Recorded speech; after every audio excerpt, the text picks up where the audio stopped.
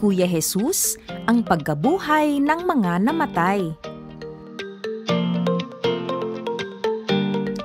Ang mabuting balita ng Panginoon ayon kay San Juan.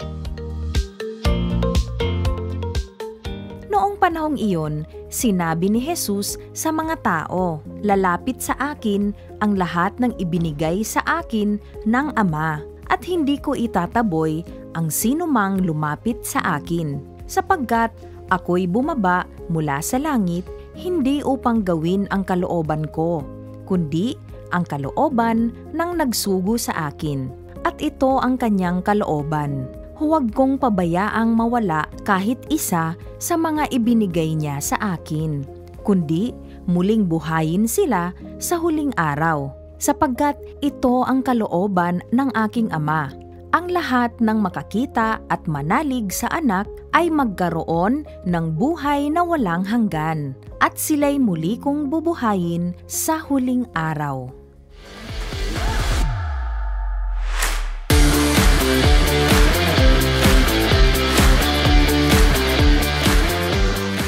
Mga bata, natatandaan niyo ba ang buhay ni Kuya Jesus? Siya ay ipinanganak sa Bethlehem, lumaki at namuhay sa Nazaret, at namatay sa krus sa Jerusalem. Kung ating titingnan ang buhay ni Kuya Jesus, mga bata, ito ay nagpapakita ng ating buhay bilang mga tao.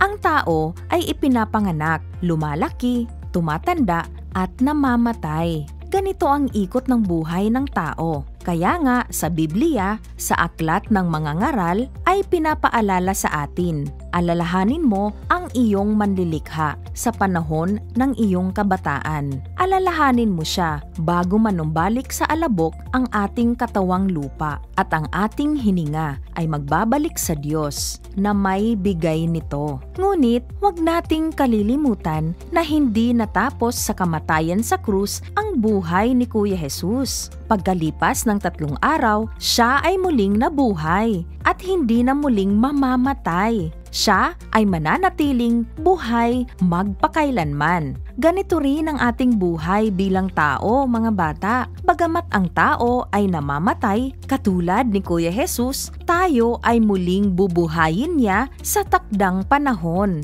Ito ang sinabi at ipinangako ni Kuya Jesus sa kwento natin ngayon. Ang lahat ng makakita at manalig sa anak ay magkaroon ng buhay na walang hanggan, at sila'y muli kong bubuhayin sa huling araw. Kung paanong tunay na nabuhay na mag-uli si Kristo at mabubuhay magpakailanman, gayon din ang mga matuwid. Pagkamatay nila ay mabubuhay magpakailanman sa piling ni Kristong muling nabuhay. Si Kuya Jesus ang pagkabuhay ng mga namatay, mga bata. Sa pamamagitan ng kanyang muling pagkabuhay, ang kamatayan ng tao ay hindi na nakakatakot, kundi isang magandang pagkakataon upang makita at makasama ang Diyos na totoong nagmamahal sa atin.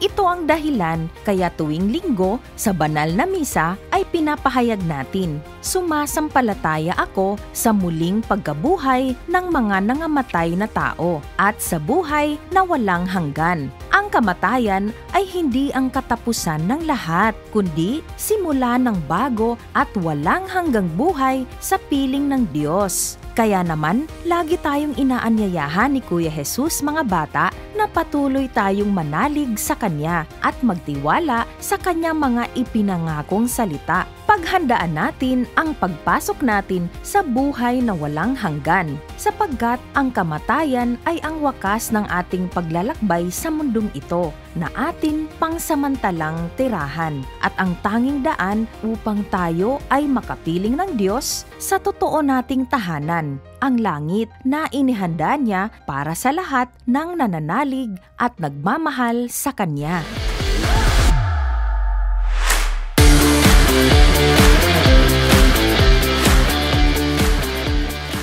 natin mapaghahandaan ang buhay na walang hanggan. Una, isaayos ang sarili sa lahat ng bagay. Maging mabuti sa lahat. Maging mapagmahal at matulungin sa mga taong nakapaligid sa atin. Sa ganitong paraan, magiging maayos ang ating relasyon sa ating kapwa. Ikalawa, umiwas sa kasalanan. Manatiling malinis ang isip at puso sa pamamagitan ng pag-iwas sa mga tao at lugar na magdadala sa atin sa kasalanan. Tandaan natin, ang kasalanan ay maglalayo sa atin sa Diyos. At ikatlo, magsimba at tumanggap lagi ng banal na komunyon sapagkat ito ang magiging lakas natin sa paggawa ng mabuti at daan patungong langit.